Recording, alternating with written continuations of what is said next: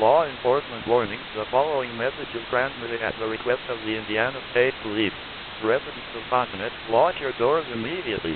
At 12:03 p.m. Eastern Daylight Time, prison escapee Gerald Van Horn was spotted near the intersection of 87th Avenue and Baldwin Street with an unknown accomplice. Gerald is an escapee from the Putnamville Correctional Facility and is considered armed and extremely dangerous.